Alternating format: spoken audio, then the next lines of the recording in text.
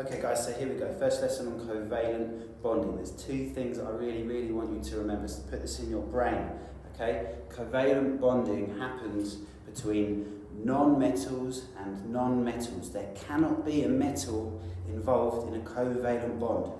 Rule number one, so just remember that. Non-metals and non-metals. So all the things over on the right-hand side of the periodic table, okay? Second thing I want you to remember is that in covalent bonding you have sharing of electrons. Sharing, yeah?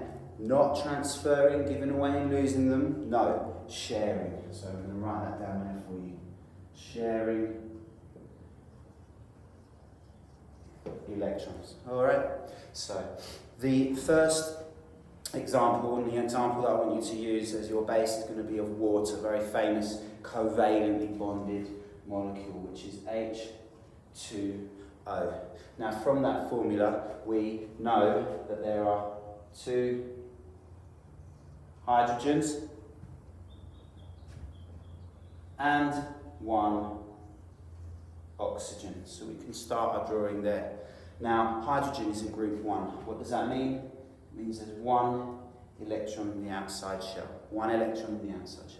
Oxygen is in group 6, which means that there are 6 electrons in the outside shell. Now you should already know that for an atom to be stable and happy, it needs to have a full outside shell, which usually means either 2 electrons in the outside shell or 8. So what's going to happen here?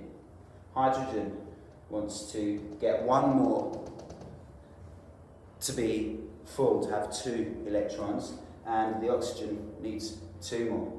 What's going to happen? Let's draw it. We're going to do some sharing. So what we get is the oxygen is going to share one of its electrons with one hydrogen and one with the other. So I can start drawing it like this, and actually let's do dot and crosses, that's much better. My apologies. So this is what's going to happen. I'm going to draw those up there. 2 pairs up there. Always draw them in pairs. Now this hydrogen is going to come over here, and it's going to give one of its electrons to oxygen, and it's going to take one of the oxygens. So now the hydrogen's got 2 hydrogen there, and the same with the other one, like so. Hydrogen has 2 electrons there in its outside shell. So if you count them, this hydrogen's got 2, this hydrogen's got 2, and now the oxygen has 1, 2, 3, 4, 5, 6, 7, 8. And that is how you go about doing a covalently bonded molecule. See if you can practice any examples that I give you in class. Good luck.